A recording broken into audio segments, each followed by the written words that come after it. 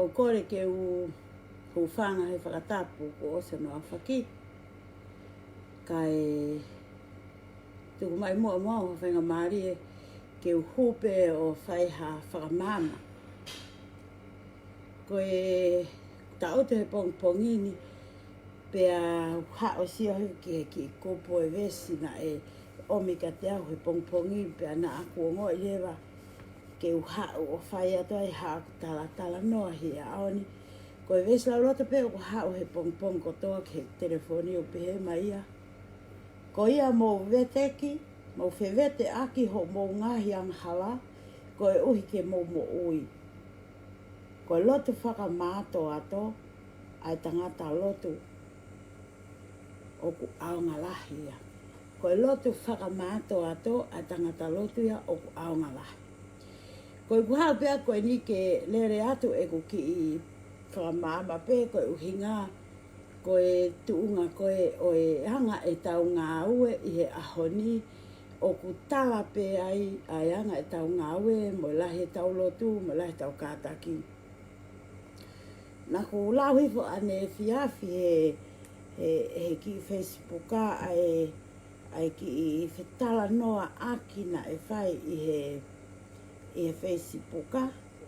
Pea na aku o ngoi o ku iai e ki tono nou, pe o ku iai e whanki tae mahino lahi, i he anga e ku sio koe kia ki tau tolu ka inga tonga, o ku tau o whaiha tau tala noa mai e Facebooka, o whekau aki mo i kakai. Nau sio hi fuai ki he tohi na e whai pe ko e tuko he tohi, ko e Two for Life.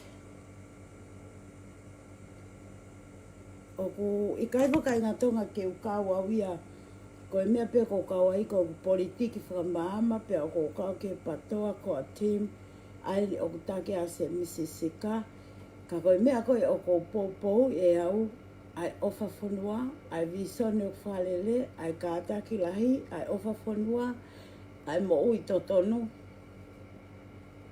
E tala pe he anga e tau ngāwe, mo e anga e tau rea. Nau lau iwa ki urutanga, ki he mea o ko pehe ko Two for Life. Pea na e lea wai ki to he urutanga ko ni o pehe, ke oua na atoe o angi hataimi ki he whanga manu ko eni o hui ko e patoa, ke nau toe hao mai ki loto, o whai a ngā ue. Pena e lahi au pite ngai hingoa, ta e tāu mo e ta e whe unga, na e puaki i he ki kulupu ko ni ko e Two for Life.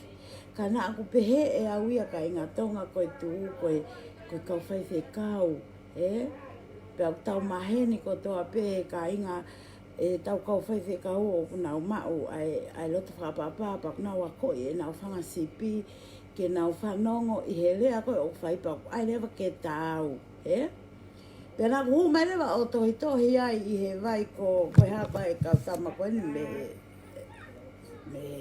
hapa ni. O tohi aki nau tolo he kau tama koe ni.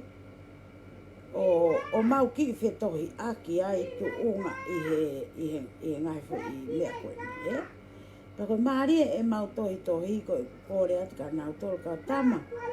Nau peheni e au ia koe tu, ko a kakai o ko nau lotu, pea o ko nau lea whe unga, ki he hanga koe whotutu ai lea.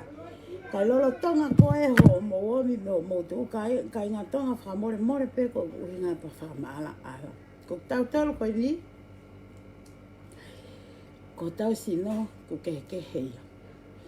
Ko no whaunga ki tau tolo na e whaunga ki tau te tamai he wami. Ko ene whao tangata. Pea ngahi rewa e ia a tama koe ulu ia e whamiri o whotu, pea to rewa iwi. Mi hono waka o whakakakata o ne uia, ko ene pere o whaanga. Kai he hu mai koe ni ai ki kulupu koe ni ai tu o nau takua o pehe, o na ui lewa e whaunga e o tua ko e whanga manu hakakai o na ulotu ki a Sihova. Pena uhanga lewa liliu e whaunga a Sihova ko e whanga manu. Pena ui lewa a Akilis po hiwa ko e Afirika.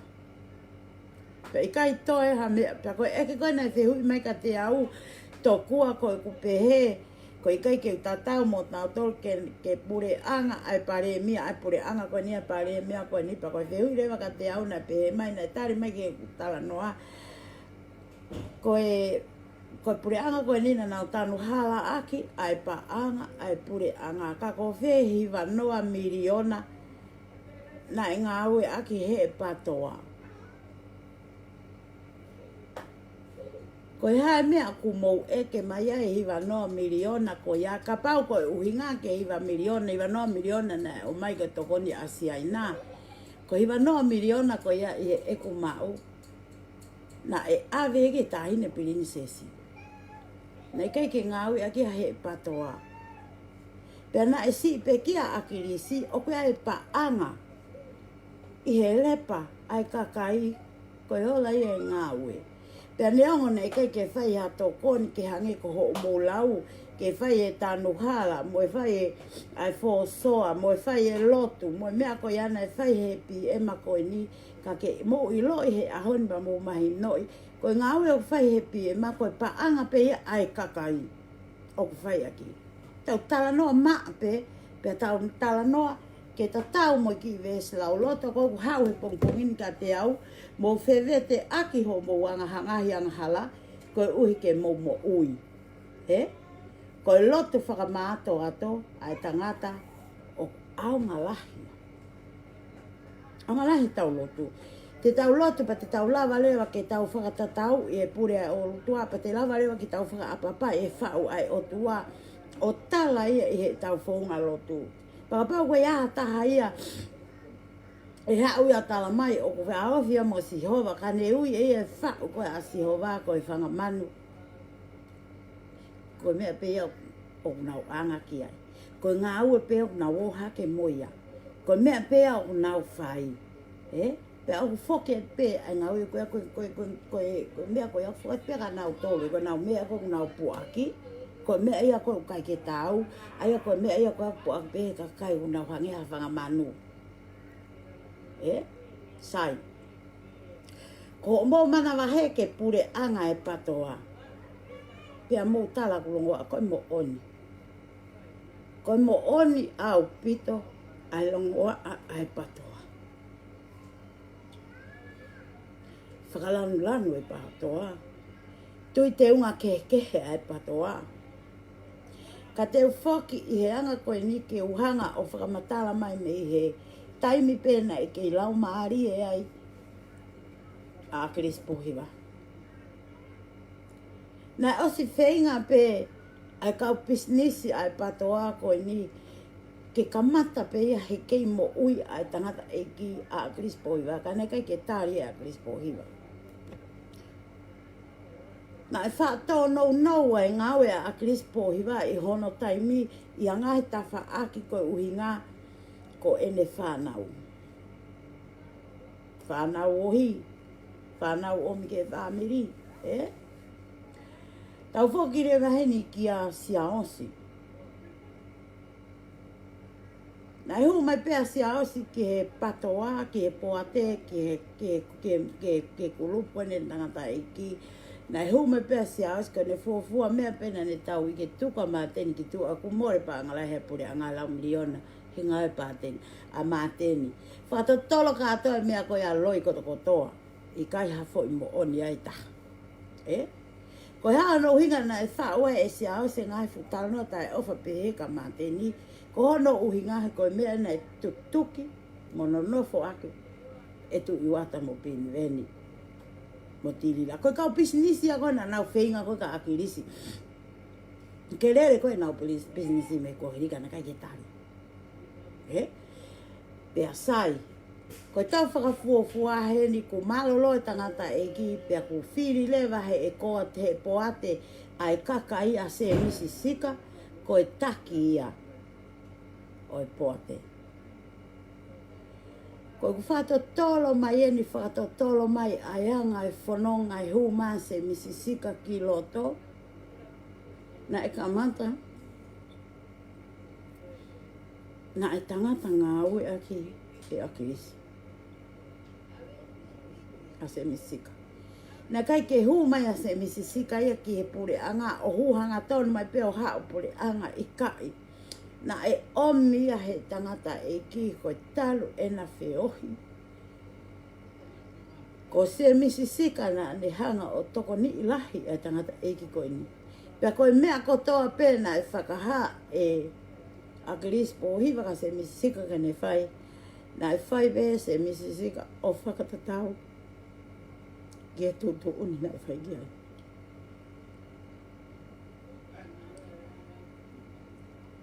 Na hea o mai ke ha taimi na e ai hano nou. Mua fie mau ki he pāwhapaanga ai tangata e ki na e whai kotoa pē se misisika. Na hea e tangata e ki o whakapare e ake he talango fua se misisika o ne anga hatu unga ministaga se misisika.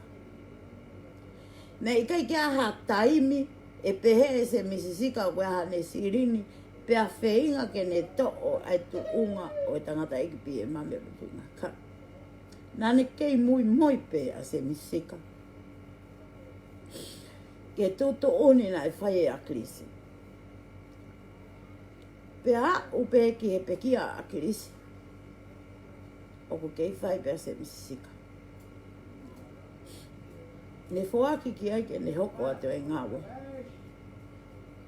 Kai ngatonga oku kai koha me a whai fua.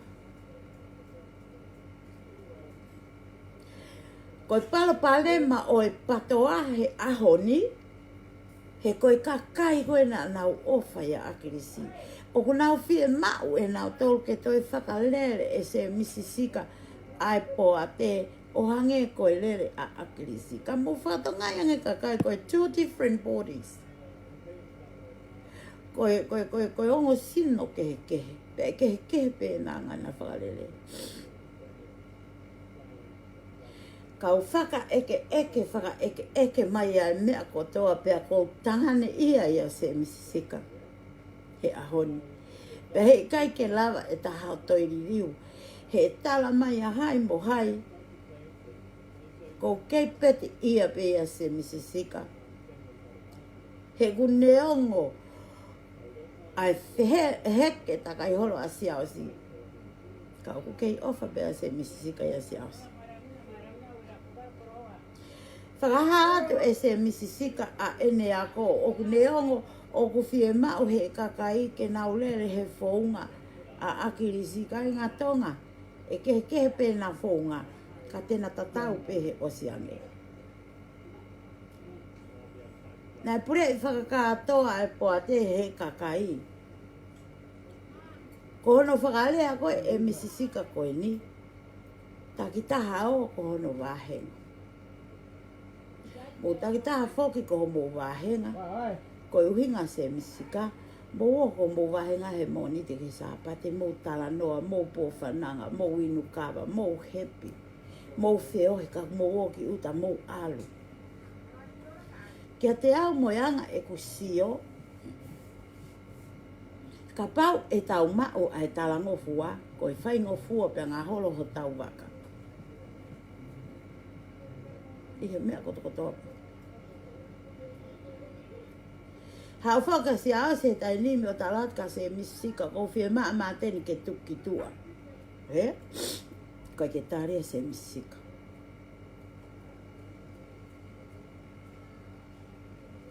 Aluata maa teni o talatu ha mea ka se misika. O ku ilo se misika o ku ikai tono o kai ke tarea se misika. Talo ka mata mai a helera e tangata koe ni mo e ku whakasio. Sio e ni ngahui. Ka koe mea kou tangane i ai. Ko te kai peke humasi au si. Ko i kai ke ne lava e ia. O whakamole i pete ne lava e si au si. O ngā ue i ai ngā ue na e whahene e ki. Ka pau lewa o ko i kai ke lava e si au si ke ne mau ai loto mau lalo.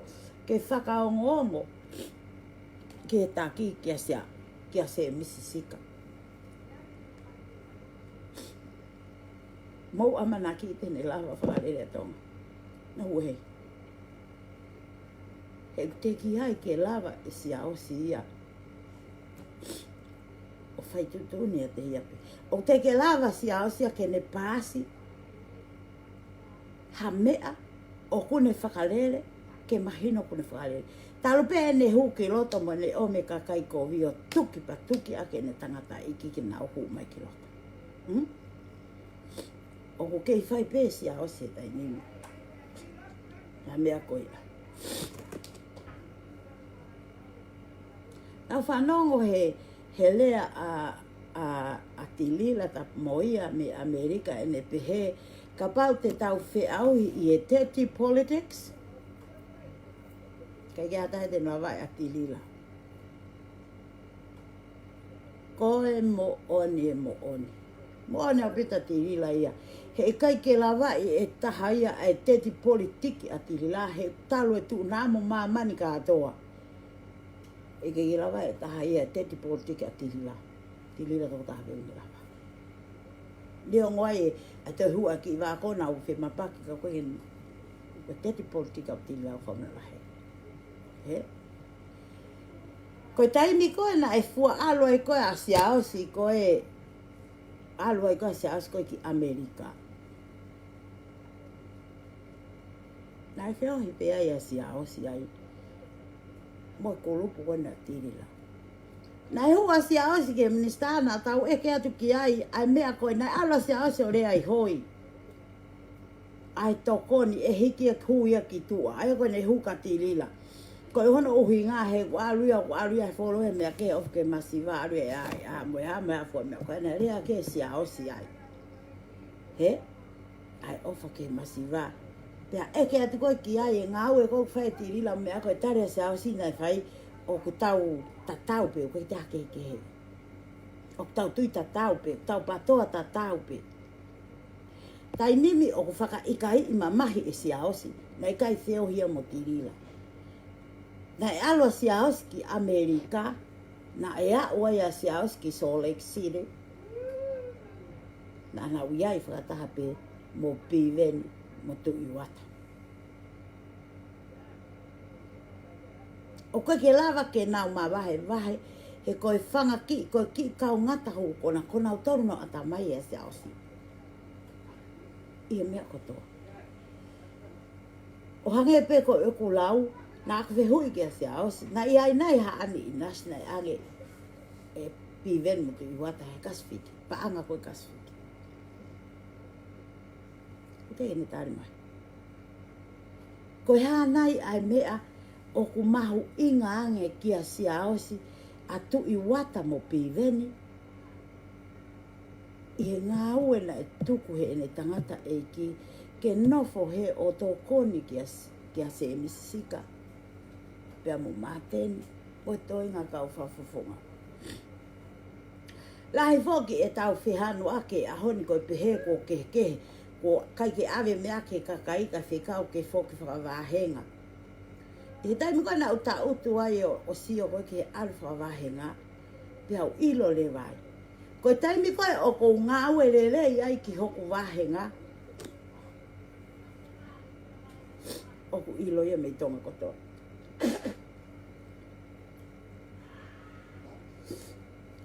Ko taimi koe o ku tau whaia ha fo i lelei i ho tau wāhenga, ku ilo ia i tonga kotoa. Koe uhinga hono ai ke mo wō ki ho mo wāhenga o tala noa ke mo maheni. He ku mahalo e au ku konga walu, pe konga hongo fulu, ai vaenga, ko maufanga, ko siesia, ko pātangata, ko vitu ko ia. Ke mo alo ki ai, pōko i pātangata, pōko i siesia, whakaafe, kompaini whakataha, mo tala noa, fia. Ia hataimi ku fie mau ke haki i pāpakiu ke mo kai ngā. Tunu haki i pāpakiu, where ai mea ke whae ke tunu. O e whai ke pehe ke si o paanga mai peki murini, ku lawa whikatu white mātoa mo i fo ki tahi, o ku maha ko wholokaro ke tau whi tunu ai vea visi i hao kai ngā kai tunu. O lawa e, koe ngā we ia e tau mo ui. Pea koe uhinga ia e lea ko e kutui koe mo e kufalala ke hinga awe a se misi. Nai whai he po e mau popo tala no mo se misi tu unga i ngahi laivi loi nai whai mai asiata. Pana maari e ia he whai e mau laivi. He ulolotonga tu pe lea mea se misi sika ua whanot. Io, malo ngā ue. Koe me kutokan ki ai. O, whafo whaka pong pong. E lere ate ko kau mea niko lere mai. Wah ki me ka vaina ke whakai nika. O, sa kau pehe atu. Koe mea ia kou ton ke mo wofai ko mo wahenga. Ka pau koe a tunga se misisika ko lere he po ke he po o toki mo he wha mo e nima. Koe ha mea kou ke lau ngai a tonga ko lau vai polo kalama se misisika ane whai. Ko lava ene ngā ue ane ane whai. Ka koe ha koe e mea umo ke viritaki kia. Ai ka inga tonga. Ko mai iho tala mai ko se misisika ia o pufta ko pe ku ha. Pe au fefine pe au kai ke ha moha. Hanga pe e tau tolu ka inga tonga o whaka mau i pea se misika. Whaka anga e anga i puri ai o tua ku whai me ka tau tolu. Kai kai pe ke tau whaka kau tau toke. Tau siahin ka inga tonga. Ko au he ahoni. Fua loa mani ka mata. E ku lotu mo e ku fia. E ku fia mo i talangi o tuaka o whaweta si hova he ahoni. Kua o mahino. O ku ofa ho mau tui. E ho mau kakai. Ko whaweta ka koe si hova ha o mau kui ni whaka ofa. He koe lelei ai whale. O ka lelei ai whewhine. Whaweta. Taimi lolo na e tari ai a tonga ki a kuonga peheni. Historia a tonga e ahoni whaweta e ki hoko.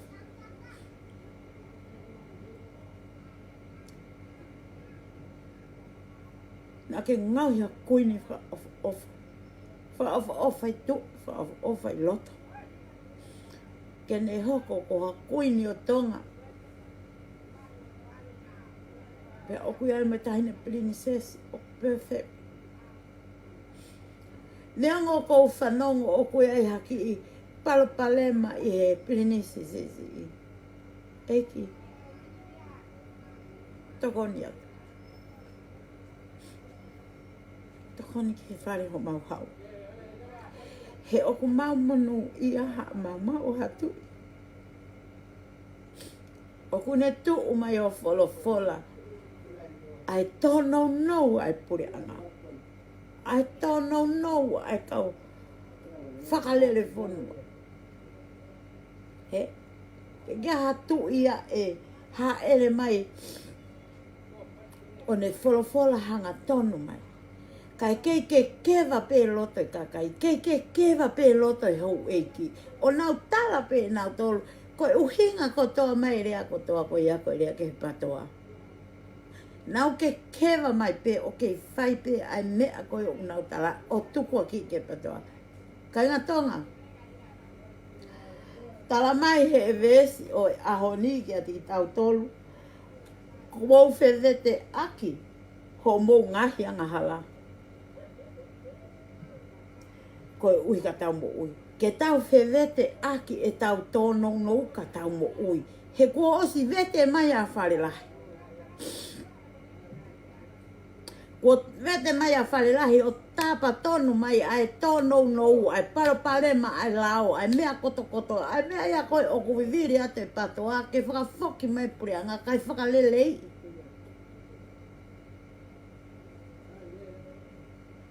Mama hele ke kau patoa tau ai ia ka tongi tupe. Mama hele vai na o ki wharakalaka lasi. O whai ki ai e nau whakakaukau. Mo vete re vai patoa. Ka koe mea koe ke mō mahino i ka inga tonga. Kei tā utupe ai ko team. Kei tā utupe ai kakaina a mō whiri ke nau whakalele. He ikai tā tau e whakalele a akirisi mo e whakalele a siaosi. Ka koe whaunga o ku whakalele a ke siaosi ai puri anga e alu peo na tau. Tau e tua siaosi me kamatanga o te kai ke liriu e siaosi a ene tau mua. O a mai ke tai ni ne o ne ilo mo fi ma ke fo ke kakai ka ka ke ma mo ma sia o hange ko le sia si ta ki ta o ko no va henga he ko o mo pa si ho mo va henga ko o mo lava ia whakakatoa o hea mea ka mo ka lava ia whakakatoa ka poko ke mo lava ai whakavahe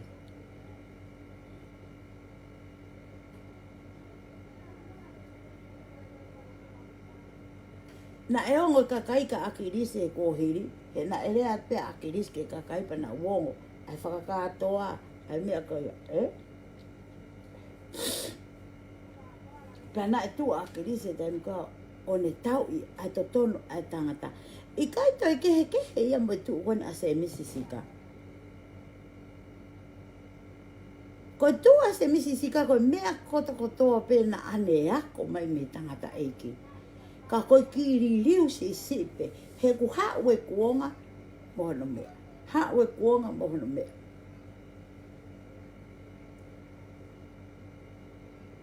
Na whai hene ku tala noa o whekau aki, mo e kau kanti teiti koe a tonga tapu hongo fulu.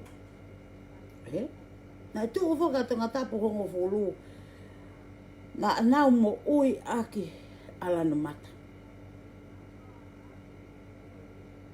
Na nau fika uluaki aki alanu mata. Na mea katoa pe na mau pehepe lanu mata for life. Lanu mata ke paanga ngalu. Lanu mata. Koe taimi koe na e heke ai alanu mata ke a siausi. Na e toa lanu mata ia he paanga. Na e toa lanu mata ia ngahi maari e koe o mamani. Pea hiki rewa ia. E kakai ke whatoka ngai e lanu mata ia. E kei tala noa le lei pe ia mohono kakai. Ka koe tuu koe atonga tapu hongo fulu. Ko nau tolu na nau whiri. Ai pare miaki loto pe haweke. Tamini kuna umato mamai mai fuke a te au. E koko hoa. E pare mia. Ya kako talanko hoa. Ka pau na e whai pe e ia mea. Ke whakatatau pe mei niu tō ua ki ha tafu. Pea lere he ki tahi. Everything. Ke whakatatau ka atoa pe. He kai toi lava e tahi au li riu. Mea ngā ue wana une whai. Neongo. Ko e campaign ake. Ai iwi e kakai.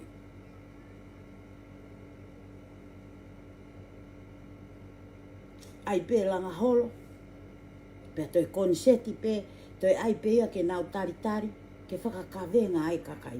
Toi ai pe ke taritari, pea kai mua ke mea toko taha atu pe ia, ke taritari koe, ai huwhi holo.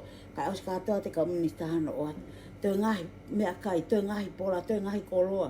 Ai kolo, o hoko hiwi hiwa nau kawe ngā te au aki.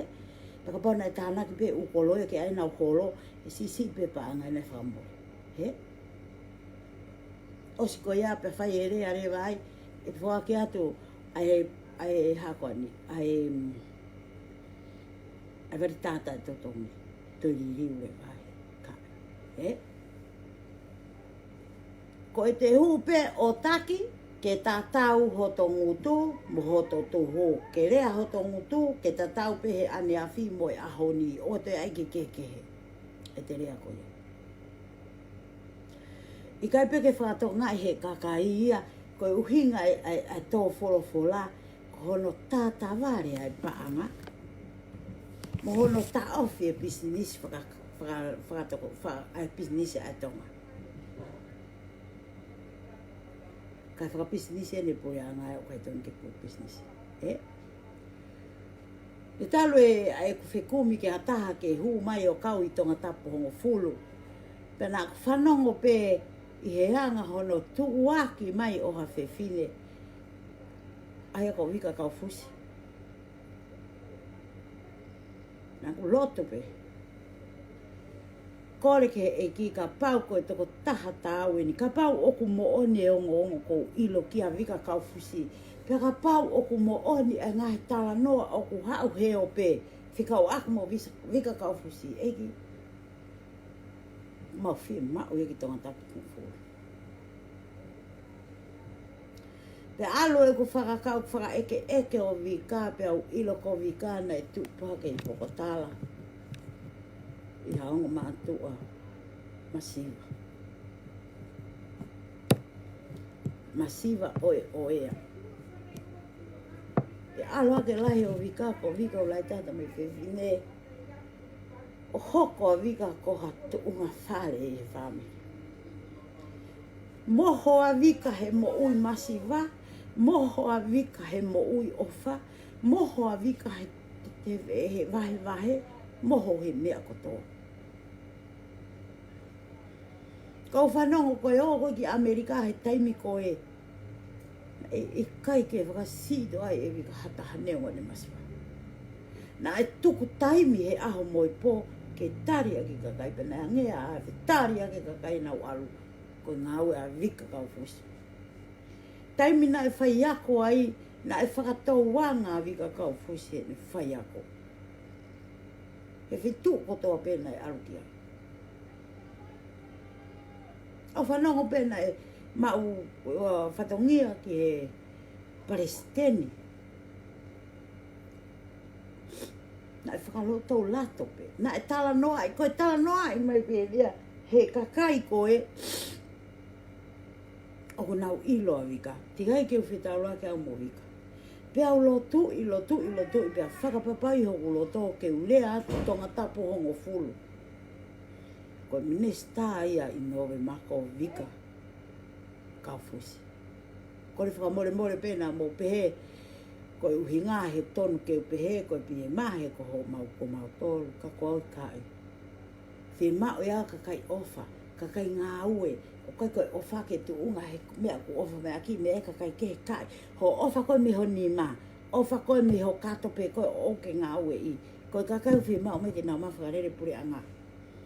Ke hange ko se misisi ka, ke ngā ue i paka ova ene mea pe a riat ke mo ui e kakai ke. Pe au mai o tuki mai tua whare whi ma ue mo e uawa pe. Tari pe mo loto ma pe. Ko kakai au whi ma u ke na womi. Ke tau whenga, ke tau whakalele a pure anga. Kakai o tau maheni he masiwa.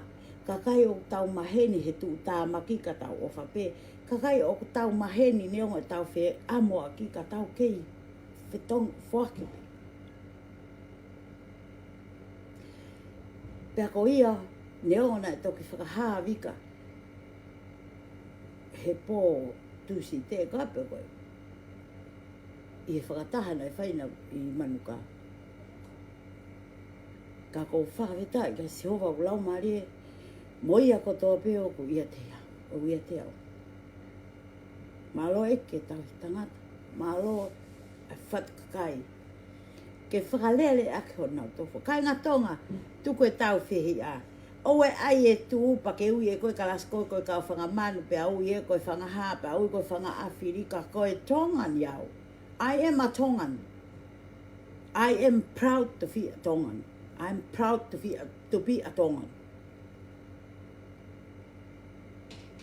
Pe ai tala pe e heanga e ta tala noa.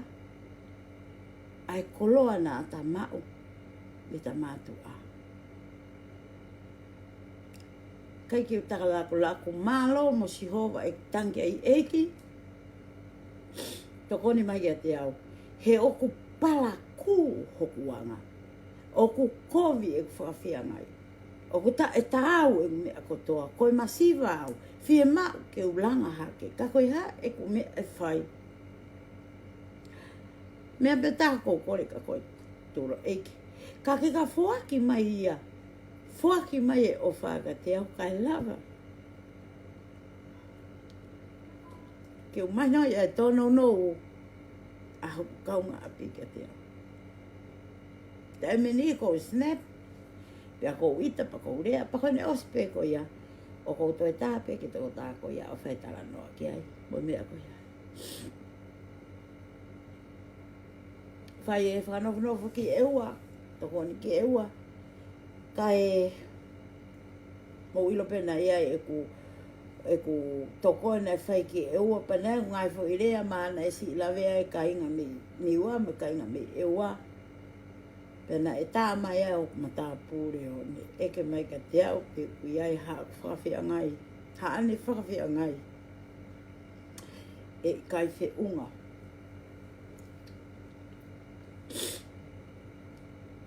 Ko tala ia e whare o e niwa. Ako ngō e kou tau tea. Pea o ngō e ko loto mama. Pea tāngi ki o mata pūre. Ka pau te u ona langi. Ke ha o tu o ta waha. Ki te mano. Ko ho mā whaamiri. You are the best sister-in-law we can ever ask for. Your mother was our mother. Your family was our family. Pea ko ke pehe ni ko e uhinga e kutoko ni ki e wa moni wa. Ko hap tau whia. Ko e uhinga. Ko e ku ofa he kahau. Pa huwanis, pa huwanefiu. Ke ona seola lo e ta. Ka taki pe ko e ku uhinga. Ai ha ue mei niwa vale kua. Moho mou ela atu mei e ua. Anganga noa ko e ku uhinga pe. He ka pauna e poto. Alame mau. Ko uhinga ko uia ko e vale kua. E ne ha ua hopoi. Ai ka kaina nau whiria. Ke sea. Neongo ko e ne heke. Nai tupu e ka kia. Ka koe ka kai pete nau toi whiri. Pea koe tu unga e pehe ia. Ai, ka ke ka tak wha more more. E hala ke iai ha uhinga pehe. O kou ofa ki e ua, pea kou ofa ki niua. E oku iai ai whanau o whangatunga ane. Oku na iai te reho nau kahau. Ke ka mata hono ngau e. Pea koe toki nonga ia matapure. Ilo pe e koe e whawhia ngai kia te koe. Ka hao ho whamiri o whia mau ha mea me te au. Ko utai mau pe a mamani ko watu ia manauto. Pa ke ka hao o tangi mai ka te au hao whia mau. Kai ke tari a tai. Ko watu ia mau. Pe he ko watu mau o ko i kai ke utoi e ke atoha mea ta. Ko mea iuku i koe ofa. Pe ona ke toi taut e ofa ia koe. Pe ke kātaki, he kai ke toi vele, ke ute rea o ware kua niu. Pe koe ia i kainga tonga, koe tai nimi ku mou iro, ui tokone atu o koe a hoku konga, niua. Pe na e i niua, e maufanga kui mo, e ua o nau ngā we, he? Pea koia koku pea tia ko he ahoni o talatu ai uhinga ko saipe ko to ke mari hoku anto hoku sister-in-law ni mai no e kune pehe ea ko uhinga e kulau ki ni wa ko ia ka ko no she is and always the best sister malo niua ai omi whanau ke maulave monu ia. Ka koe tau tala no atu pene a tau tolu ke heanga koe tau whanonga atu hene ko whakamalo lahi au pito ke he kainga tonga koe kainga tonga ko ia me Salt Lake City aia ko ki nau tolu ko ia koe kau koe patoa ia o tu motuanga ofa aia koe tau patoa ia o ku mau fuwhi o hi au pito o ku mau whetala noa aki mo ki nau tolu pea ko wheke niu palau ai taki koe he nau waa palani pea ko nau waa palania ko wheke niu palau pea ko e nau hakoani nau taki koe ai e nau whakakatoa ko supileo mai lei. Whamalo ati kia tiki motolo he na e whai e ki whenga paanga mala ka inga o wheke na e wheunga ia mo e takiru tupu o awe ki hono whanua. Koe whakamalo at ka ti motoro ka inga tonga i Salt Lake City, i he ofa o mowhai, ko inga ko o motu i ta ito e vei ua o kutonu peke toko ni i ka hange o ki loto si a Amerika una o whiwhiri, koe hae mea e iko ki tonga. Koe tau whaka amu koe ni e ka inga tonga ke tau wini he pure anga. Ne ongo e alo a siaosi koe ni o tu me ta whaaki koe ka tau mea e lava e siaosia o aiha ani toko taha fit ke almo e ki loto. Ko siaosi toko taha ka iaha taha e lava ni kulupuki loto ko siaosi pe ia. Ka kumou ilo e ririu tangata ai o tua, ka whai atu pe o awhio he o tua, o kai pe kia ha me i ririu ia siaosi kou talatu, o kai kia ha me e whaingata. O ku move mountain e tau tu ia tau tolo. He awhio i pe o tua ia e tau whinga, o ku whai.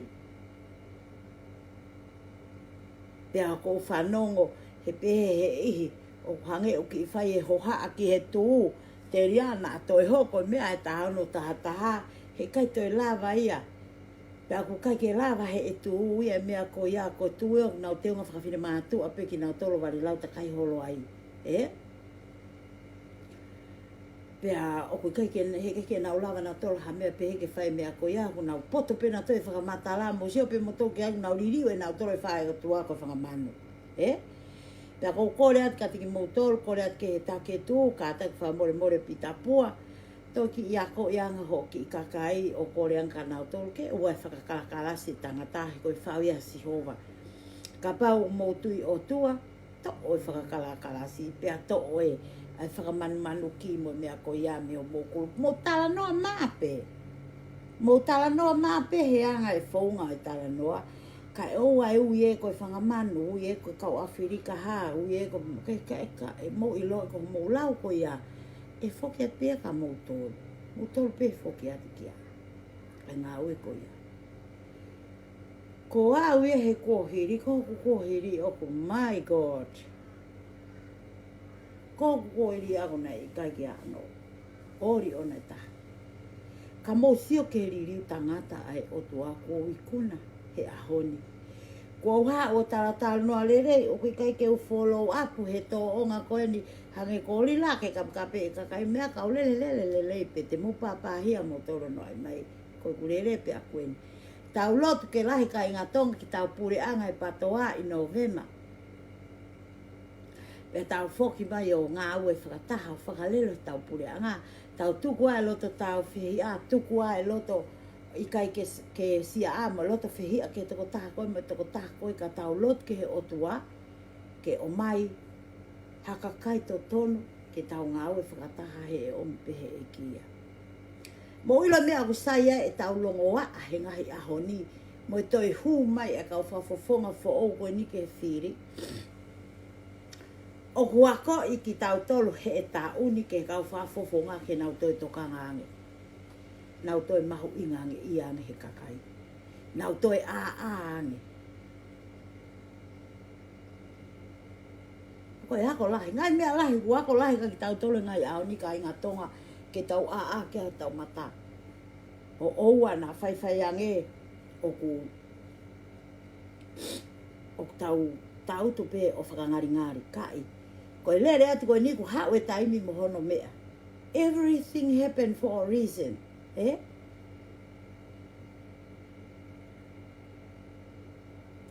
Everything o ku happen peke o ku happen no reason mono aonga, mono wanga. O mea koe e whai, o mea koe e hoko atu. He ku ostala mai pia ka tau tolu, ka koe uhinga foko e tau te ringa turi, mo e tau te ringa ta e whakaongo, o koe kai ke lava ke au e tau mea. Ko hinga fe he kuveri ho tau te ringa, ko te peke tuku mai foi mea ko tau ota tō tarange, o na anga whenga maari e, o e whanga kalasi e manu koe ni koe patoa. Ka keiki ke mou ilo e mou tolu ho mou rea ko ia ko tala pe ia, ai anga ho mou hau. Mahana nau si i whanongo pe ai he nau mātua, mahalo koe rea pe na e whai ha nau fi. Wahai, someone. ai rea ko ia na uha ke pe o toi fai pe mea ta tau pe I heanga e nau taki whanonga moeanga e nau mo ui. Ka ku tau whakawhetai o ku hawa si hova mo lotu lerei o mai ka tau tolu ke tuku ai longa apa tuku ai whikai na ki pa ka tau ka tala noa tau tala noa pe I he merino. Ko iai ka inga tu ko kore at ki ai ko I kau hapa ne siare na e tohi mai. Oua e ai o whakahingoa. Ka mauta utu pe neango ku ke tui koe ki he pi e ma koe ni. Ai ni he tai ni mi mo pure anga koe ni whai pe ho o tui. Ngau e tangata ngau e ku hau ai po. Oua na ki whakaukau ke maa lolo pa oua na ki whakaukau ke tau do hua. Lele pe ngā ue ia. E koe ne pa tau pe a novema a tāwalu.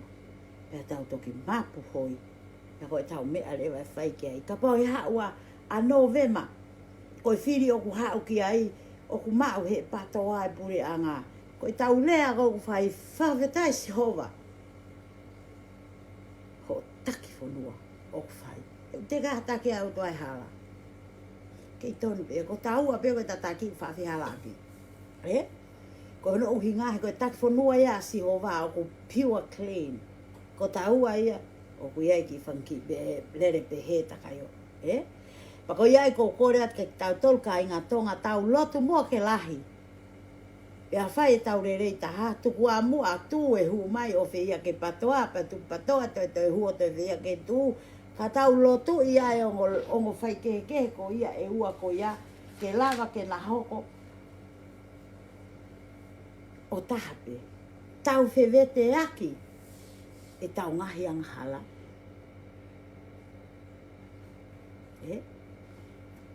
Ke tau hanga e tau tolu, o whewete aki e tau ngahi ang hala, ko e uhi ke tau mo ui. Ka pahe kai ke tau vete e ni ka inga tonga, he kai ke tau mo ui tau tolu. Hange koe ni, tukuange ngahi mea ku hau.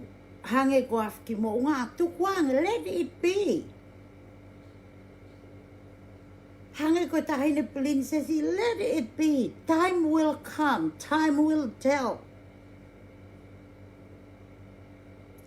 Pea tukuange pe, a ekulaivi a kuia, pea tukuange pe hoku whatawhata o ku hene riko, he ka ki toi lava e ko haolo ke maa ka pau ku riko, he ko whatawhata na me si hova.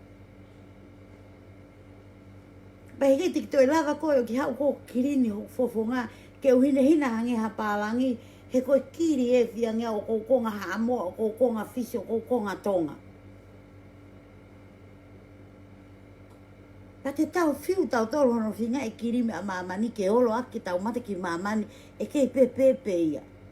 Ai takai lino ta maina tau sis. How come? Ke nofo e veitu o kuvela e tikiri e whangu furu tupu. Ka ke hina nge koe e te au. Ko taranga ka pane ako paanga. Ko oate ko toa e ma au. Whakawhitai ke tarama ko hina. He ko pāhia ona whakape au he ope. A taramai hoku kiri riko. Ka ke iloi. Fia pe ko kiri na mai si ho. Ko kiri na mau e si hoa. Ko iai. Ka inga tonga ko mo whakaanga he whotu. Ngā tuku ia ko mea ito tā kehe.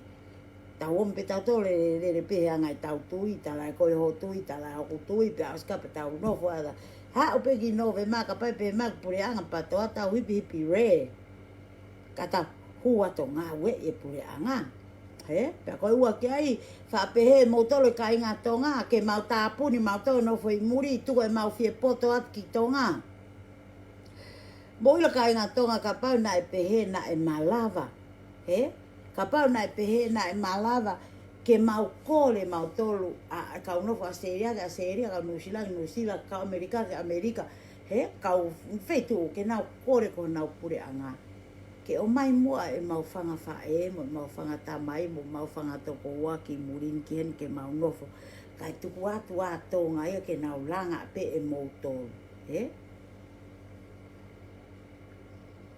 Koutui e ave moto e kausia ina o whakamomoa i tahi. I kai tau re iua. Tu koe lau pehe ia ka mautolo muri mo mana tu i koe uanga ni mango fulu ke hono ngo fulu miliona he ta watia mautolo ka koe ke ulo ke hike ta oni pu hiko fia. Koe watia mea mautolo ki mau kakai. He koe mau tamai ki mautolo, koe mau fae, koe mau whangatoko ua, koe mau whangatonga ane. Koe mau family, and we are Tongan, we all Tongan. Ka koe me afo ke nai omen I ke nau ngutu lau whewheo, ke nau whakaanga e mea koe whewheo, pe a keina ni ke nau ngutu mate, pe a kunga ni ke nau ha, koe hipa toki whai ke he ai anga e tau tufaki. Pa te nei, ke hoko koe hono langa e tau wā, o peperi, pe a whioi wa sihova, ke poto e tangata, pe haure wa sihova, o ve teke rea ke ute nau whi ilongaki. Hika nau ka whi ilongaki kua o nau potoka sihova. Nau whakalaka nau tori a sihova. Ko iai ka ingatonga ko kore aka ki mautolu, whakamalo lahi atu. Ko mea kau whie maka tau tolu ke tau whai ke tau ofa. Ka kua mea tau wala toko ni kia ai, ko ai whanki I toko na se tutaka mai ka te au mitonga, ko e na whanki I tau wala ko ai te toki hua to anai o tatano at ke whanki mea ko aka ki mautolu. Kai mo ilo e pe ka fuoloa ho mo whetutaka mai ka te au. O kai ke tari atu mo whakamore more I au. He ku hange koe koe lau ko whaamuka ni ko mani. Ko whie lau ko e ni ko taimi ko hao pe koe ki heno ai mea koe huat ki ale mea koe whanonga tai ale kau mea koe o hao me kau reo mau ale koe tok whok me weko po uri ki apini. O koe kai ki hatai ne malolo pa ko te ai ki te lau koe e himko toku malolo ko whai ki lani. Pe te au ki langi pe kai. Pe ka pako ki ngā uen te lava au ki langi ki te ofa ki ka kai ka te alo ki langi. Whawe tai ka sisu. Ko mea tau whie mau. Ko iai ko huma pe ke ulaiwe a honi. Ofa lai at ke ti mautolo. Ofa at ke kau patoa I Salt Lake City. Ka ki mautolo katoa. Malo ho mo whanongo mai ke he laiwi u whai atu. Malo e tokoni ko tau pure anga. Oua e whakasisi e toko ni whie maa au pito ia I tonga he tainimi ke anga e tau ngā au e o whai. Pe au ku atu e ni ai whanongonongo koe ni. To e whanongonongo koe hoki tau ni ke wai hen tonu ke waloa ke ta whaketahau ai ai. Ka mautolo kai ngā perehake mo ofa. Ko perehake hoki me te kulahe kau niua ma kau ehua Pe au ku hange ko nau me yanganga tatau pe tainimi Ko te ai e te nau to ita mai ka te au. Ka koe mea usai ai, koe te tā peo kore ki nao ki ngā ue, o kuna au alo ki ngā tolu ia whenga. Kai tā uto at pefu kau pere hake ia me he, o te tā uto no awhia, o fo I whakamalo pe mo mea ka kai kewa ke koe kau mea ia koe alo atu e kuna au to whenga ue.